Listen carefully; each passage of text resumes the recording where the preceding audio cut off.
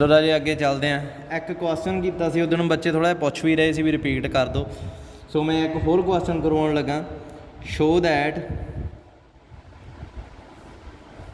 F x y 0 0 not equal to f y x 0 0 such that function is x square tan inverse y by x minus y square tan inverse x by y. X y है जोड़ा ये कहता non zero हो, x y की product zero हो। जो zero product हो गई कहता आ ला दो।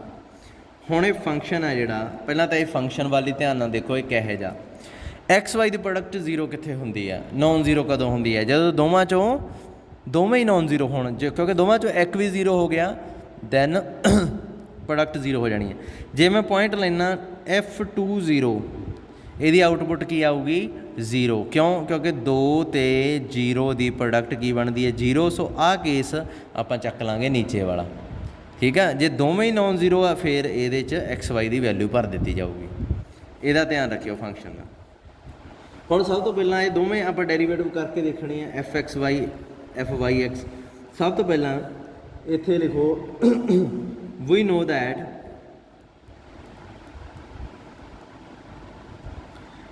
f x y 0 0 is equal to किहदे बराबर हुंदा f x y 0 0 इहदे बराबर हुंदा। इहदा मतलब की है f x दा पार्शल डेरीवेटिव नहीं, ये हुंदा हाँ f x दा partial derivative with respect to y। तो इनू जे खोल के लिखना तो किमें लिखोगे, किमें लिखोगे इनू खोल के? मैं तुहानू इत्थे उस दिन करके दिखाया सी, सो अज का दिन मैं रिपीट करके दिखाऊँगा। जे जी वाई 0 0 लिखना होवे तुसीं की लिखोगे सी 0 प्लस के, है ना, क्योंकि वाई कंपोनेंट चेंज होना जी 0 0 इनिशियल एलीमेंट तो इत्थे के लिमिट के अप्रोचेस टू 0। देखो कोई डाउट है इस वाईथ कंपोनेंट च चेंज होगा ना। सो हुण जी की जगह तो किहड़ा फंक्शन है इत्थे एफ एक्स लिख दो, फिर लिमिट के approaches to 0 F x 0 plus k minus f x 0 0 over के।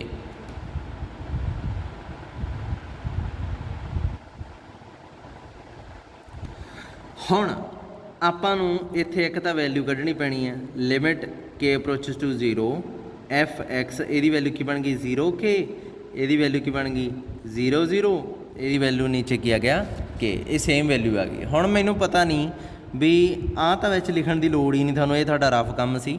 एफ एक्स 0 के ते एफ एक्स 0 0 फाइंड करना पैना।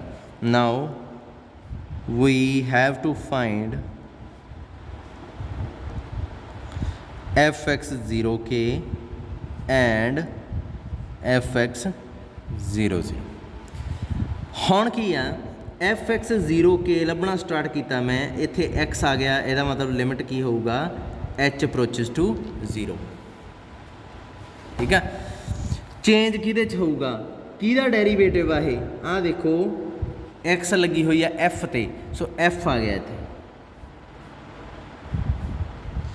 इनिशियल पॉइंट किहड़ा होगा एक्स कंपोनेंट च चेंज करना, देखो एक्स लिखी है ना, सो 0 प्लस एच वाई वाला कंपोनेंट उवें ही इत्थे इनिशियल पॉइंट, मगर इनिशियल पॉइंट ही हुंदा जो इत्थे लिखिया हुंदा ओवर एच, की बन गया एफ एच के माइनस 0 के लिमिट एच अप्रोचेस टू 0।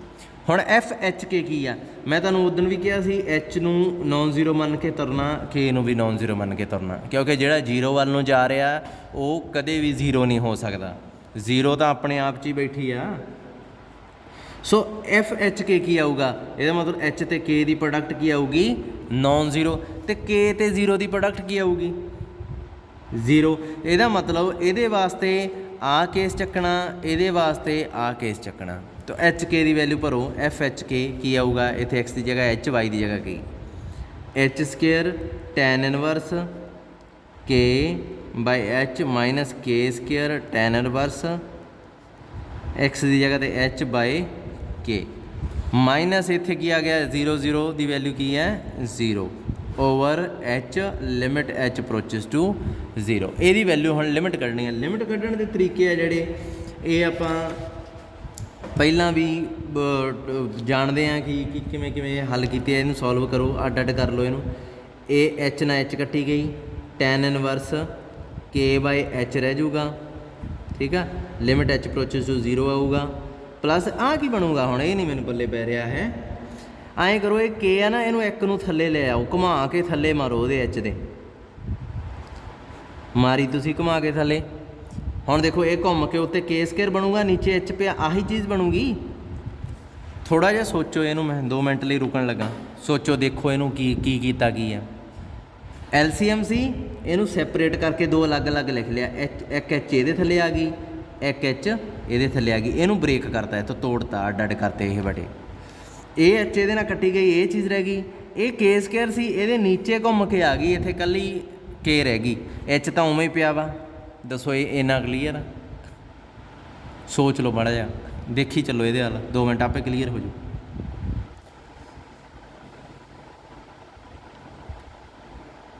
ठीक है जी हुण इहदी लिमिट कितनी आऊगी प्रॉब्लम यही है limit H approaches to 0 H tan inverse के by H limit H approaches to 0 K tan inverse H by K over H by K यदी लिमिट की आऊगी राजे ये फंक्शन है ना जिहड़ा ये जदों एच 0 के नेड़े नेड़े हुंदा है ना 0 के नेड़े नेड़े नहीं कहना चाहिए सीधी जी गल तुहानूं मैं दस देना टैन इनवर्स के बाय एच है ना जिहड़ा ये पाई बाय 2 तो छोटा हुंदा जिहड़ी इहदी डोमेन डिफाइन होंदी है तुसीं फस्ट ईयर च कीती सीगी हुण तुहानूं याद नहीं होनी डोमेन नहीं रेंज रेंज आ जिहड़ी पाई बाय 2 तक ही होंदी उदों बाद ये मल्टी वैल्यूड फंक्शन बन जाता फिर उत्थे इनवर्स नहीं एग्जिस्ट कर सकता हुंदा इनवर्टीबल फंक्शन की तो रेंज आपां नूं कट्टनी पैंदी है डोमेन जिहड़ी रेंज हाँ रेंज रिस्ट्रिक्ट करनी पैंदी है। वैसे टैन जिहड़ा फंक्शन होंदा ना टैन एक्स वो तुसीं थोड़ा जिहा सोच के देखो भी वो -पाई तो पाई बाय 2 दे विच आ जिहड़ा हुंदा अदरवाइज ना वो आई करी जांदा इहो जिहा ग्राफ हुंदा उहदा गूगल सर्च करके देख लिओ तो इदा नहीं होंदा फिर पाई बाय 2 तक ही 1/1/2 फंक्शन हो सकता फिर ही इनवर्टीबल बनाया जाता होंदा ये फस्ट ईयर का सिलेबस आ जे सर ने करवाया सी तो बहुत वधिया जे छड़ाया सी तो इस चीज़ को रट्टा मार लो टैन इनवर्स के बाय एच पाई बाय 2 तो छोटा होंदा हुण ये तो हो गया बाउंडड ये जांदा 0 वाल नूं इहदा मतलब दा आंसर की आऊगा 0 आपां एक रिजल्ट कीता सी GX HX जे HX बाउंडड है एंड GX 0 वाल नूं अप्रोच करता किसी भी लिमिट लैन ते X approaches to A then इहदा आंसर किया जाता 0 सो हुण सेम चीज़ हो रही है ये हो गया बाउंडड ये 0 वाल नूं जाऊगा कदों जदों H 0 वाल नूं जाऊगी सो इहदा आंसर क्या आऊगा 0। ਇਹਦੀ ਗੱਲ ਕਰੋ ਹੁਣ tan inverse x by x की होंदा जो लिमिट एक्स अप्रोचेस टू 0 होवे ये राजे 1 होंदा सो इत्थे तुसीं कहोगे सर आ तुसीं एच बाय के लिखी बैठे हो मैं कहूँगा कोई गल नहीं एक्स दी एच जो 0 वाल नूं जाऊगा तो एच बाय के किधर नूं जाऊगा वो भी तो 0 वाल नूं जाऊगा जो के किते मूव नहीं हो रहा के किते दिस रहा इत्थे के आ जिहड़ा इत्थे फिक्सड है इन्हें किते नहीं जाना इस केस जो लिमिट एच अप्रोचेस टू 0 आ कल्ली के का मतलब फिक्सड आ के अदरवाइज इत्थे लिखा होना चाहिए सी के अप्रोचेस टू 0 वो नहीं आया इसका मतलब के आ जिहड़ा वो नंबर आ कोई जिवें 1 होवे 2 होवे फिलहाल ये नंबर आ फिक्सड आ ताई एच वेरीएबल आ एच मूव हो रहा एच 0 वाल नूं अप्रोच हो रहा सो के उवें पिया। अच्छा एच जो 0 वाल नूं जाऊगा तो एच बाय के भी तो 0 वाल नूं जाऊगा जे एच 2 रह गया देखो ये की बन जूगा 2 बाय के एच जो 1 रह गया तो 1 बाय के बन जूगा वड्डा किहड़ा हुंदा 2 बाय के वड्डा हुंदा कि 1 बाय के वड्डा हुंदा तुसीं कहोगे सर आही वड्डा सी देखो आ वड्डा सी तो आ वड्डा सी आ छोटा हो गया तो आ छोटा हो गया ये गां होर छोटा कर दो ये गां होर छोटा हो गया सो जिवें जिवें आ 0 वाल नूं जाई जांदा आ भी 0 वाल नूं जाई जाऊगा सो इत्थे एच बाय के एच 0 कर लो भावें एच बाय के 0 कर लो इक्को ही गल आ सो इत्थे मैं एच 0 ही रहण तां क्योंकि देखण 'च यही ठीक लगता। लिमिट एच अप्रोचेस टू 0 लिखता, इत्थे के उवें पिया, इहदा आंसर मैनूं पता की आऊगा 1 आऊगा, क्योंकि एच बाई के लिखिया चाहे एच लिखिया इक्को ही गल आ। क्लीयर हो गया, इन्नी की गल क्लीयर हो गई। सो के दा आंसर की आऊगा, के ही रह जूगा, माइनस मूहरे पई सी, सो ये आ गया माइनस के। सो अपने कोले एफ एक्स 0 के है ना जिहड़ा, ये माइनस के आ गया। हुण एफ एक्स 0 0 की वारी आ गई, फिर लिमिट एच अप्रोचेस टू 0, इत्थे की आऊगा एफ एक्स कंपोनेंट आ, इहदा मतलब इत्थे 0 प्लस एच आऊगा, इत्थे इनिशियल पॉइंट ही आ जाऊगा, माइनस नीचे एच आ जाऊगा। अच्छा एफ 0 एच की आऊगा, फंक्शन किहो जिहा डिफाइन किया आपां, 0 तो एच की प्रोडक्ट करके देख लो, 0 आउंदी है, मतलब आ केस चक्कोगे, आंसर क्या आऊगा 0। तो जे इहदी जगह तो 0 0 हुंदा, उहदी भी प्रोडक्ट तो 0 ही रहनी सी। सो फिर भी यही केस आ, तो दोवां केसां 'च इत्थे 0 माइनस 0 ओवर एच आ जाऊगा, क्योंकि इहदी आउटपुट भी 0 ही आउणी है। सो इत्थे आंसर की आऊगा 0। ये दोवें वैल्यूज़ चक के हुण तुसीं इत्थे भरनियां 1 च, f x y 0 0 F x 0 k minus f x 0 0 over k limit के अप्रोचेस टू 0, लिमिट के अप्रोचेस टू 0 आ गया। एफ एक्स 0 के की है माइनस के, ए की है 0 ओवर की है के। सो आंसर की आऊगा इसका, लिमिट के अप्रोचेस टू 0 मैं पई रहूगी, के ना के कट के -1 आया, ये बन गया कॉन्सटेंट, इधर तो कोई असर नहीं होना। So answer is -1। सो एक पासा आप हल कर लिया, अपना क्या आ गया, एफ एक्स वाई 0 0 की आ गया -1, इनू 2 लिख लो। हुण दूसरा एफ वाई एक्स 0 0, ये आप ही तुसीं समझ लेना भी ये की होगा, एफ वाई का derivative with respect to x की आऊगा। इत्थे फिर जी नाल करके देख लो, जी एक्स 0 0 की आउंदा हुंदा, limit H approaches to 0, G 0 plus H 0, G 0 0 over H. So इत्थे जी की जगह पर हुण की आऊगा F Y. So F Y 0 plus H 0, इत्थे F Y 0 0 over H, limit H approaches to 0। हुण सॉल्व की करना, एक तो आ एक आ। सो एफ वाई एच 0 हल करो पहला, समझ लगती है। हुण इत्थे फंक्शन की रह गया, कल्ला एफ वाई उपर लग्या होया। सो लिमिट के अप्रोचेस टू 0 आऊगा। हाँ फंक्शन की है एफ, इत्थे भी फंक्शन की है एफ, आ पॉइंट च वाई कंपोनेंट च चेंज करना, की बनूगा ये एफ 0 प्लस के, फिर इनिशियल पॉइंट उमें ही प्यार होगा, इत्थे नैगेटिव इत्थे नीचे के। सो ये की बन गया, लिमिट के अप्रोचेस टू 0, ये बन गया एफ एच के, एफ एच 0 ओवर के, ठीक है। सो इत्थे एफ एच के की वैल्यू आप पहला कड्ढी सी, ਉਹੀ वैल्यू ਉਹੀ सब कुछ फिर रिपीट कर दो। ये आऊगा एच के की जगह पर एच स्केयर टैन इनवर्स के by h minus k square tan inverse H by k. F h 0 की वैल्यू क्या आऊगी, क्योंकि एच तो 0 की प्रोडक्ट की है 0, सो इत्थे 0 ओवर के, लिमिट के अप्रोचेस टू 0। हुण इहदी गल करो, इन्हां दोहां नूं सैपरेट कर लो, लिमिट के approaches to 0 h square tan inverse के by h over k minus limit के अप्रोचेस टू 0, इत्थे की आ जाऊगा के टैन इनवर्स एच बाय के, आ चीज़ आ गई। अच्छा ये देखो, ये फिर π/2 तो छोटा होंदा, आ के अप्रोचेस टू 0 तो ये किधर जाऊगा 0 वाल नूं। सो ਇਹਦਾ आंसर तो आना 0, ये बारे सोचना पैना आपां नूं। ਇਹਦੇ 'ਚ फिर एच नूं आ उपर पई है ना, इनू चक के इत्थे ले आओ, ਲੈ ਆਂਦੀ, ਇਹਦੀ वैल्यू की आऊगी। हुण तुसीं कहोगे के जो 0 ਨੂੰ जाऊगा तो के बाय एच भी 0 ਨੂੰ ही जाऊगा। सो टैन इनवर्स राजे पता की आ, दिमाग 'च ये रखो, टैन इनवर्स मान लो इत्थे तुसीं आ लिख लिया ए बाय ए, ठीक है। हुण ਇਹਦਾ आंसर तुसीं दसना, तुसीं कहोगे पहलां तुहानूं दसो भी ए किधर ਨੂੰ ਜਾਂਦਾ, मैं कहूँगा मैं नहीं दसना भी ए किधर ਨੂੰ ਜਾਂਦਾ, मैं सिर्फ ये दस दिना तुहानूं भी बी है ना जिहड़ा वो ए दी पावर 4 आ, नहीं बी है जिहड़ा वो सी दी पावर 2 आ, तो सी है जिहड़ा वो ए दी पावर 3 आ। आपे देख लो, मैं ये तुहानूं दसता भी बी है जिहड़ा 0 वाल नूं अप्रोच करदा, ਇਹਦਾ आंसर दसो।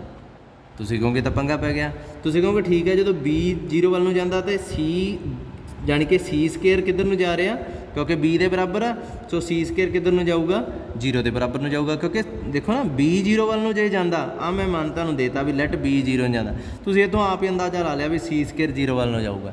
ਜਦੋਂ c ਸਕੇਅਰ 0 ਵੱਲ ਨੂੰ ਜਾਂਦਾ ਤਾਂ c ਵੀ 0 ਵੱਲ ਨੂੰ ਜਾਊਗਾ। ਹੁਣ c ਜੇ 0 ਵੱਲ ਨੂੰ ਜਾਂਦਾ, c ਕੀ ਦੇ ਬਰਾਬਰ ਆ, a ਕਿਊਬ ਦੇ, ਇਹਦਾ ਮਤਲਬ a ਕਿਊਬ 0 ਵੱਲ ਨੂੰ ਜਾਂਦਾ। ਜੇ a ਕਿਊਬ 0 ਵੱਲ ਨੂੰ ਜਾਂਦਾ ਤਾਂ ਇਹਦਾ ਮਤਲਬ a ਵੀ 0 ਵੱਲ ਨੂੰ ਜਾਂਦਾ। ਜੇ a 0 ਵੱਲ ਨੂੰ ਜਾਂਦਾ ਇਹਦਾ ਆਨਸਰ ਕੀ ਆਊਗਾ 1। ਸਮਝਦੇ ਹੋ? ਸੋ ਇਹ ਚੀਜ਼ ਦਾ ਅੰਦਾਜ਼ਾ ਲਾਉਣਾ ਪੈਂਦਾ ਆਪਾਂ ਨੂੰ।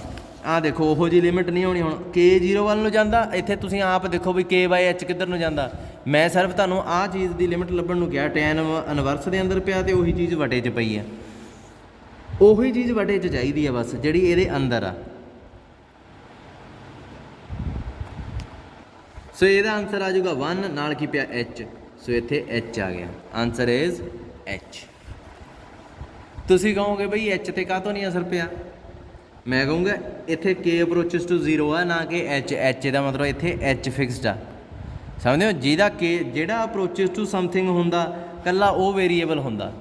ਜੇ k ਅਪਰੋਚਿਸ ਟੂ ਸਮਥਿੰਗ ਆ ਭਾਵੇਂ 3 ਆ ਕੱਲਾ, ਤੇ ਫਿਰ k ਵੇਰੀਏਬਲ ਆ। ਜੇ ਮੰਨ ਲਓ ਨਾਲ ਦੋਵੇਂ ਲਿਖਿਆ ਹੋਇਆ, h 5 ਨੂੰ ਜਾਂਦਾ, k 3 ਨੂੰ ਜਾਂਦਾ, ਫਿਰ ਦੋਵਾਂ ਦੀ ਗੱਲ, ਫਿਰ ਦੋਵੇਂ ਵੇਰੀਏਬਲ ਆ ਗਏ ਭਾਈ, ਫਿਰ ਆਪਾਂ ਇੱਥੇ ਆਏ ਨਹੀਂ ਕਰ ਸਕਦੇ, ਫਿਰ ਉਹਦੇ ਹੋਰ ਤਰੀਕੇ ਹੁੰਦੇ ਆ। ਜੇ ਇਹਦਾ ਜ਼ਿਕਰ ਹੀ ਨਹੀਂ ਆਇਆ ਹੋਇਆ ਲਿਮਿਟ 'ਚ h ਦਾ, ਇਹਦਾ ਮਤਲਬ h ਫਿਕਸਡ ਆ। ਸੋ ਇਹਦਾ ਆਨਸਰ ਆ ਗਿਆ h। ਇਹਦਾ ਆਨਸਰ ਹੁਣ FY00 ਦਾ ਕੱਢਣਾ ਪੈਣਾ, ਉਹ ਮੈਂ ਤੁਹਾਡੇ ਤੋਂ ਛੱਡਣ ਲੱਗਾ ਰਾਜੇ, ਹੁਣ ਆਪੇ ਕਰਿਓ, ਇਹਦਾ ਆਨਸਰ 0 ਆਉਣਾ। FYX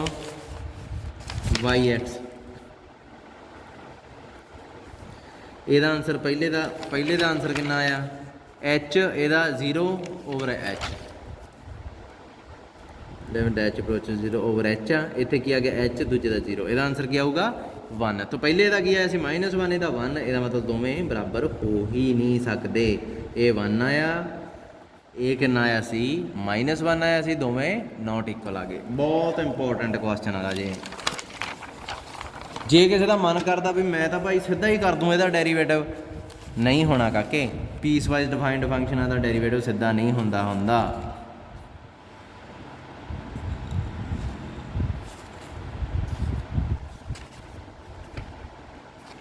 ਇੱਕ ਕੁਐਸਚਨ ਮੈਂ ਤੁਹਾਨੂੰ ਕਰਵਾਉਣਾ ਚਾਹੁੰਦਾ,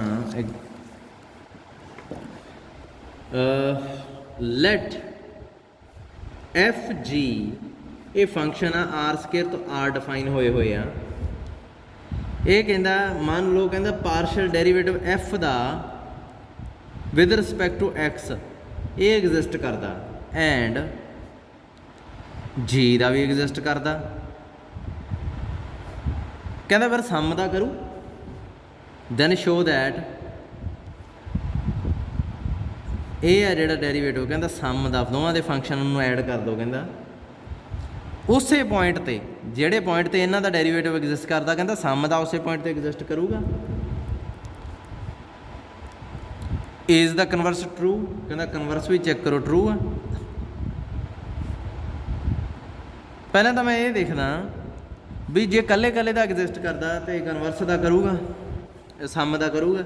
ਅੱਛਾ, ਆਪਾਂ ਇਹਦੇ 'ਚ ਇੱਕ ਦੋ ਚੀਜ਼ਾਂ ਆਪਾਂ ਨੂੰ ਸੋਚਣੀਆਂ ਪੈਣੀਆਂ ਵੀ ਸਮ ਆ ਜਿਹੜਾ ਉਹ ਕਿਵੇਂ ਡਿਫਾਈਨ ਕੀਤਾ ਹੋਇਆ। ਸਭ ਤੋਂ ਪਹਿਲਾਂ ਗਿਵਨ ਦੈਟ fx, ਇਹਨੂੰ ਮੈਂ ਐਂ ਲਿਖ ਲਿਆ, ਐਂਡ gx ਐਗਜ਼ਿਸਟ, ਇਹ ਐਗਜ਼ਿਸਟ ਕਰਦੇ ਆ। ਇਹਦੀ ਡੈਫੀਨੇਸ਼ਨ ਦੱਸੋ ਕੀ ਹੈ। fx x0 y0 ਲਿਮਿਟ ਲਈ ਆ, x ਨਾ h approaches to 0, f x component 'ਚ ਚੇਂਜ ਕੀਤਾ ਹੋਊਗਾ, ਫਿਰ ਇਨੀਸ਼ੀਅਲ ਪੁਆਇੰਟ ਹੀ ਘਟਾਤਾ ਹੋਊਗਾ, ਓਵਰ h ਲਾਈ ਹੋਊ ਤੇ ਇਹ ਐਗਜ਼ਿਸਟ ਕਰ ਗਈ ਹੋਊ। ਮੰਨ ਲਓ l ਆ, ਇਹ ਸੇ ਐਗਜ਼ਿਸਟ ਕਰ ਗਈ ਹੋਊ, ਕੋਈ ਆਨਸਰ ਆਇਆ ਹੋਊ ਭਾਈ ਇਹਦਾ, ਹੈ ਨਾ। ਫਿਰ ਸਿਮਿਲਰਲੀ gx ਦੀ ਗੱਲ ਕਰੋ,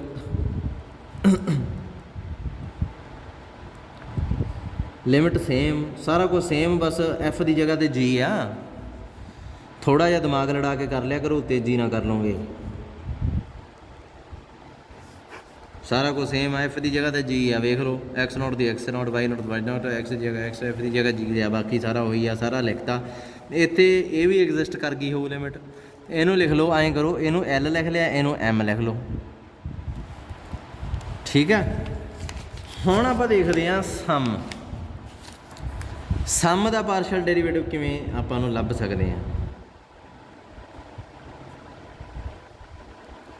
तुसीं कहोगे सर ऐं करो, आ फंक्शन आ, इहदा विद रिस्पैक्ट टू एक्स करना, तुसीं कहोगे फंक्शन नूं उवें लिखो, इत्थे एक्स कंपोनेंट च ऐड करो एच, वाई कंपोनेंट उवें ही लिखिया, फिर फंक्शन ही लिखो, फिर एक्स कंपोनेंट वाई कंपोनेंट उवें ही लिख लो क्योंकि इनीशियल पॉइंट हुंदा, नीचे एच पा लो क्योंकि एच अप्रोचेस टू लिमिट 0 करना हुंदा आपां। हुण तुसीं कहोगे भी इहनूं सिंपलीफाई करो, मैं कहूँगा किवें, तुसीं कहोगे ऐं करो सम किवें डिफाइन हुंदा आ जिहड़ा पॉइंट आ ना, ये कल्ले कल्ले ते अपलाई हो जाता हुंदा, मतलब ये एफ ते अपलाई हो जाऊगा पहला, फिर सेम जी ते, सेम सेंस च इत्थे x not Y not f ते अपलाई हो जाऊगा, फिर जी ते, नीचे एच पिया, लिमिट एच अप्रोचेस टू 0 आ। हुण एफ वाले इकट्ठे कर दो, जी वाले इकट्ठे कर दो,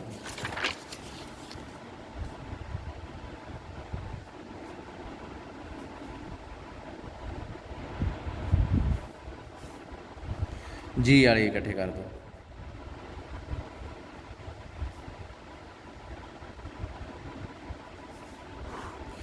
ओवर एच आ सारिਆਂ ਦੇ। सो मैं की किया, इस एच ਨੂੰ भी अलग अलग ही कर लिया, लिमिट एच अप्रोचेस टू 0, ये इत्थे जोड़ो ना, इनू अड सैपरेट कर लो, ठीक है। हुण ਇਹਦਾ आंसर आ जिहड़ा ये की आया होया लिमिट का, मैं उपर लिखिया एल, ਇਹਦਾ लिमिट एच अप्रोचेस टू 0 ਇਹਦੀ अड कर लो, ਇਹਦਾ की आया होया एम, सो ये आंसर की बन गया एल प्लस एम। तो यह भी तो एक नंबर ही आ, जे एल फाइनाइट नंबर आ, ये फाइनाइट नंबर आ, तो ये एल प्लस एम भी फाइनाइट होगा।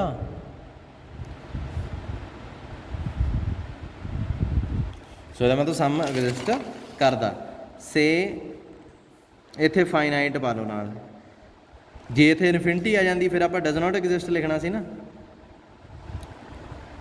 फाइनाइट पाई रखो, इत्थे भी फाइनाइट एंड एग्जिस्ट पाता, ਇਹਦਾ मतलब ठीक है भी रिजल्ट ट्रू है। जे कला कला पार्शल डेरीवेटिव एग्जिस्ट करता तो वह सम भी करूगा, पर कन्वर्स ट्रू है।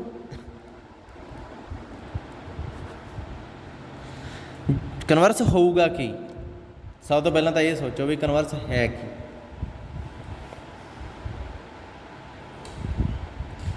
कन्वर्स होगा बई जे सम एग्जिस्ट करता तो कला कला एग्जिस्ट करूगा। कन्वर्स पहला तो है कि इफ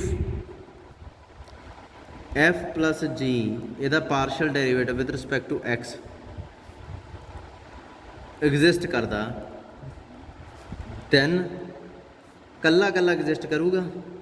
देखो आप कला कला एग्जिस्ट करवा के सम एग्जिस्ट करवाता, हुण आप ये देखना भी जे सम एग्जिस्ट करे तो कला कला करूगा,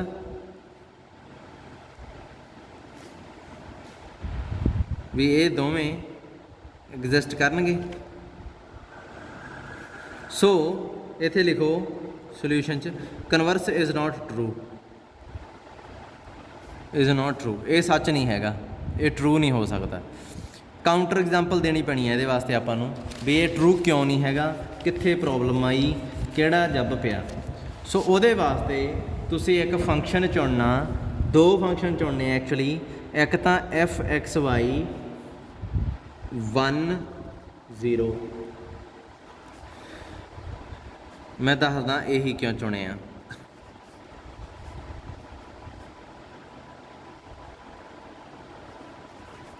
एक तो आ चुन लो एफ, तो जी एक्स वाई है ना जिहड़ा वो पुट्ठा चुन लो, इदों किवें, इत्थे 0 इत्थे 1, बाकी सारा सेम। इत्थे ना इरैशनल कर दिओ, फिर तो सेम हो गया फंक्शन। जे इत्थे इरैशनल करता, इरैशनल ते 0, इत्थे रैशनल ते 0, इत्थे इरैशनल ते 0, बस इन्ना क फर्क पा दिओ। इत्थे इरैशनल ते 0 है, इत्थे इरैशनल ते 1 आ, ठीक है। हुण एक चीज़ देखो, ये दो फंक्शन मैं मान ले एफ ते जी, इन्हां दा दोवां दा जोड़ करो, ਕੀ ਆਊਗਾ ਇਹਦਾ ਜੋੜ ਤਾਂ ਰਾਜੇ ਐਂ ਡਿਫਾਈਨ ਹੁੰਦਾ ਵੀ ਇਹ ਐਕਸ ਵਾਈ ਆ ਜਿਹੜਾ ਕੱਲੇ ਕੱਲੇ ਤੇ ਅਪਲਾਈ ਹੋ ਜਾਊਗਾ। ਮੰਨ ਲਓ ਐਕਸ ਆ ਜਿਹੜਾ, ਦੇਖੋ ਵਾਈ ਦਾ ਤਾਂ ਇਹਦੇ 'ਚ ਰੋਲ ਹੀ ਨਹੀਂ, ਵਾਈ ਤਾਂ ਜੋ ਮਰਜ਼ੀ ਹੋਵੇ। ਜੇ F2 0 ਆ, 2√2 ਆ, ਐਕਸ ਕੀ ਆ ਰੈਸ਼ਨਲ, ਇਹਦਾ ਆਨਸਰ ਆਊਗਾ 1। ਜੇ ਇੱਥੇ √2 ਆ, ਇੱਥੇ 3 ਆ, ਦੇਖੋ ਐਕਸ ਕੀ ਹੋ ਗਿਆ ਇਰਰੈਸ਼ਨਲ, ਇੱਥੇ ਆਨਸਰ ਆ ਜਾਊਗੀ 0। ਇਹਦਾ ਤਾਂ ਰੋਲ ਹੀ ਨਹੀਂ ਕੋਈ ਪਿੱਛੇ, ਇਹ ਤਾਂ ਐਵੇਂ ਹੀ ਆ ਨਾਂ ਦੀ ਆ। ਸੋ ਵਾਈ ਦਾ ਇੱਥੇ ਕੋਈ ਰੋਲ ਨਹੀਂ, ਇਹ ਓਨਲੀ ਐਕਸ 'ਤੇ ਡਿਪੈਂਡੈਂਟ ਫੰਕਸ਼ਨ ਲਿਖੇ ਹੋਏ ਆ ਦੋਵੇਂ। ਮੰਨ ਲਓ ਐਕਸ ਆ ਜਿਹੜਾ, ਐਕਸ ਇਜ਼ ਰੈਸ਼ਨਲ। ਜੇ ਐਕਸ ਰੈਸ਼ਨਲ ਹੋਵੇ ਤਾਂ ਸਮ ਕੀ ਆਊਗਾ, ਦੇਖੋ ਰੈਸ਼ਨਲ 'ਚ ਐਫ ਵਾਲੇ ਦਾ 1 ਬਣ ਜਾਣਾ, ਇਹਦਾ ਕੀ ਬਣ ਜਾਊਗਾ 0, ਤਾਂ ਆਨਸਰ ਇਜ਼ 1। ਜੇ ਐਕਸ ਇਰਰੈਸ਼ਨਲ ਹੋਵੇ ਫਿਰ ਇਹਦਾ ਆਨਸਰ ਕੀ ਆਊਗਾ,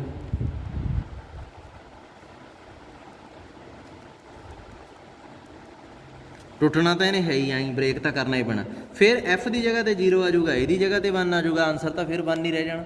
ਸੋ ਇਹਦਾ ਮਤਲਬ ਐਕਸ ਰੈਸ਼ਨਲ ਹੋਵੇ ਇਰਰੈਸ਼ਨਲ ਹੋਵੇ, ਫੰਕਸ਼ਨ ਦੀ ਆਊਟਪੁੱਟ 1 ਹੀ ਰਹਿ ਰਹੀ ਹੈ। ਇਹਦਾ ਮਤਲਬ ਕੀ ਆ, ਫਿਰ ਇਹ ਫੰਕਸ਼ਨ ਦਾ ਸਮ ਕਿਹੋ ਜਿਹਾ ਹੋਊਗਾ, 1 ਹੀ ਹੋਊਗਾ। ਐਕਸ ਵਾਈ ਜੋ ਮਰਜ਼ੀ ਹੋਵੇ, ਫॉर ਈਚ ਐਕਸ ਵਾਈ, ਜੋ ਮਰਜ਼ੀ ਐਕਸ ਮੰਨੀ ਚੱਲੋ, ਜੋ ਮਰਜ਼ੀ ਵਾਈ ਮੰਨੀ ਚੱਲੋ, ਇਹਦਾ ਜਿਹੜਾ ਹੈ ਇਹਨੇ 1 ਹੀ ਰਹਿਣਾ। ਅੱਛਾ ਮੈਨੂੰ ਇੱਕ ਗੱਲ ਦੱਸੋ, ਇਹਦਾ partial derivative with respect to X ਕੀ ਆਊਗਾ,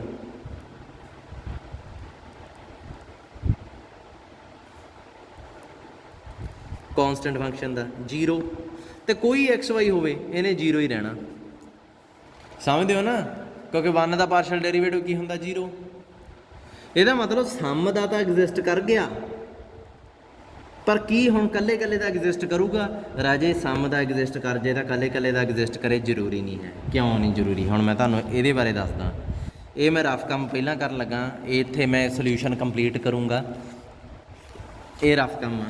ਫੰਕਸ਼ਨ ਪਹਿਲਾਂ ਦੇਖੋ, ਮੰਨ ਲਓ ਇਹ ਫੰਕਸ਼ਨ ਆ ਵਾ ਨਾ, ਇੱਥੇ ਲਿਖੋ hx,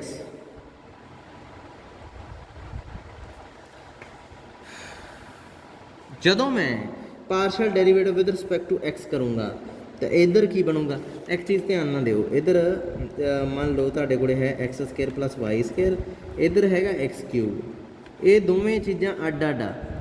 ਇਹ ਮੈਂ ਲਿਖ ਲਿਆ fxy ਦੀ ਜਗ੍ਹਾ 'ਤੇ, ਇਹ ਲਿਖ ਲਿਆ hx ਦੀ ਜਗ੍ਹਾ 'ਤੇ। Partial derivative with respect to, ਮੰਨ ਲਓ hx ਦੀ ਵੈਲਿਊ ਹੈ ਜਿਹੜੀ ਉਹ x³ ਆ, ਆਹ ਜਿਹੜਾ ਹੈਗਾ ਇਹ x² + y² ਆ, ਠੀਕ ਆ।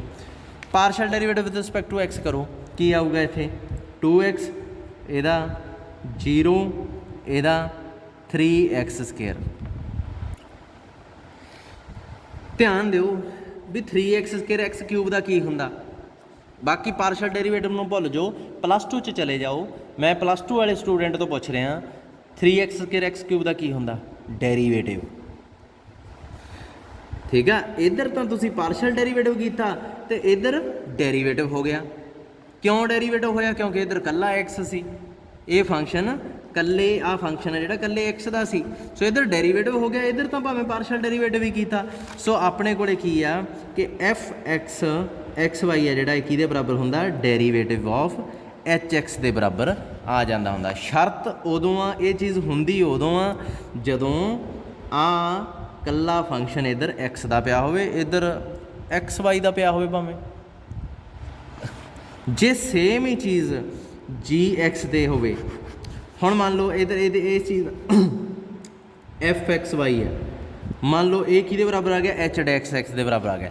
ਜੇ ਮੈਂ ਕਹਾਂ h-x ਐਗਜ਼ਿਸਟ ਨਹੀਂ ਕਰਦਾ, ਡਜ਼ ਨਾਟ ਐਗਜ਼ਿਸਟ, ਤੇ ਇਹਦਾ ਮਤਲਬ ਆਹ does not exist, does not exist ਆਏ ਪਾ ਨਾ, ਡਜ਼ ਨਾਟ ਐਗਜ਼ਿਸਟ। ਜੇ h-x ਐਗਜ਼ਿਸਟ ਨਹੀਂ ਕਰਦਾ, ਇਹ ਇਹਦੇ ਬਰਾਬਰ ਆ, ਇਹਦਾ ਮਤਲਬ ਆ ਵੀ ਐਗਜ਼ਿਸਟ ਨਹੀਂ ਕਰੂਗਾ। ਸੋ ਦੇਖੋ ਕਿੰਨੀ ਆਸਾਨੀ ਨਾਲ ਪ੍ਰੂਵ ਹੋ ਗਿਆ ਕਿ fxy ਹੈ ਜਿਹੜਾ ਇਹ ਐਗਜ਼ਿਸਟ ਨਹੀਂ ਕਰ ਰਿਹਾ। ਪਰ ਆਹ ਚੀਜ਼ ਮੈਨੂੰ ਸ਼ੋਅ ਕਰਨੀ ਪੈਣੀ ਆ ਵੀ ਡੈਰੀਵੇਟਿਵ ਡਜ਼ ਨਾਟ ਐਗਜ਼ਿਸਟ ਕਦੋਂ ਆਉਂਦਾ ਹੁੰਦਾ। ਜੇ ਮੈਂ ਮੰਨ ਲਓ ਸ਼ੋਅ ਕਰਦਾ ਵੀ ਇਹ ਫੰਕਸ਼ਨ ਡਿਸਕੰਟੀਨਿਊਸ ਆ, ਆਪਾਂ ਪੜ੍ਹਿਆ ਸੀ ਵੀ ਡਿਸਕੰਟੀਨਿਊਸ ਫੰਕਸ਼ਨ ਦਾ ਕਦੇ ਡੈਰੀਵੇਟਿਵ ਐਗਜ਼ਿਸਟ ਨਹੀਂ ਕਰ ਸਕਦਾ। ਜਿਹੜਾ ਫੰਕਸ਼ਨ ਹੀ ਡਿਸਕੰਟੀਨਿਊਸ ਆ ਰਾਜੇ ਉਹਦਾ ਡੈਰੀਵੇਟਿਵ ਕਿਵੇਂ ਐਗਜ਼ਿਸਟ ਕਰ ਜੂਗਾ। ਯਾਦ ਰੱਖਿਓ ਰਿਜ਼ਲਟ ਜੇ ਨਹੀਂ ਵੀ ਸੁਣਿਆ ਕਦੇ।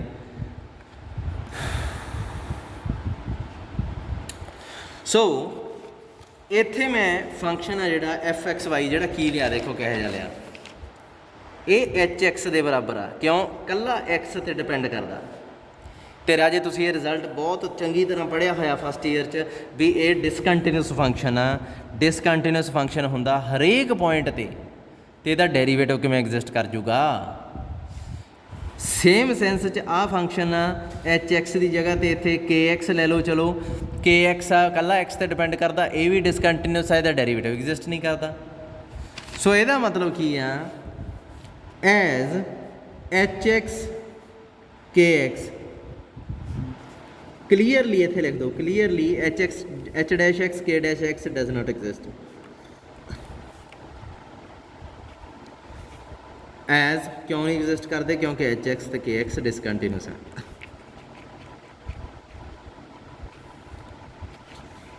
ਦੇਅਰਫੋਰ f x y g x y k dash x does not exist. ਇਹ ਵੀ ਐਗਜ਼ਿਸਟ ਨਹੀਂ ਕਰਨਗੇ। ਕਿਉਂ? ਕਿਉਂਕਿ ਇਹ ਇਹਨਾਂ ਦੇ ਬਰਾਬਰ ਆ। ਸੋ ਬਸ ਹੋ ਗਿਆ ਪ੍ਰੂਫ, ਸਮ ਐਗਜ਼ਿਸਟ ਕਰ ਗਿਆ, ਈਵਨ ਦਾ ਇਕੱਲੇ ਇਕੱਲੇ ਦਾ ਡੈਰੀਵੇਟਿਵ ਐਗਜ਼ਿਸਟ ਨਹੀਂ ਕਰ ਰਿਹਾ, ਹੈਂਸ ਕਨਵਰਸ ਨਾਟ ਟਰੂ। ਸੋ ਅੱਜ ਲਈ ਇੰਨਾ ਹੀ ਬਹੁਤ ਆ। ਕੱਲ੍ਹ ਨੂੰ ਹੋਮੋਜੀਨੀਅਸ ਫੰਕਸ਼ਨ ਸਟਾਰਟ ਕਰ ਦੇਣਾ ਆਪਾਂ। ਜੋ ਕੋਈ ਪ੍ਰੋਬਲਮ ਆ ਮੈਨੂੰ ਦੱਸ ਦਿਓ, ਫੋਨ 'ਤੇ ਪੁੱਛ ਲਿਆ ਕਰੋ। ਕੱਲ੍ਹ ਇੱਕ ਨੇ ਕਿਹਾ ਸੀ ਵੀ ਰਿਪੀਟ ਕਰ ਦਿਓ, ਸੋ ਮੈਂ ਅੱਜ ਰਿਪੀਟ ਕਰਤਾ। ਕੁਐਸਚਨ ਡਿਫਰੈਂਟ ਸੀ ਪਰ ਮੈਥਡ ਰਿਪੀਟ ਕੀਤਾ। ਸੋ ਪ੍ਰੋਬਲਮ ਹੋਈ ਤਾਂ ਪੁੱਛ ਲਿਓ।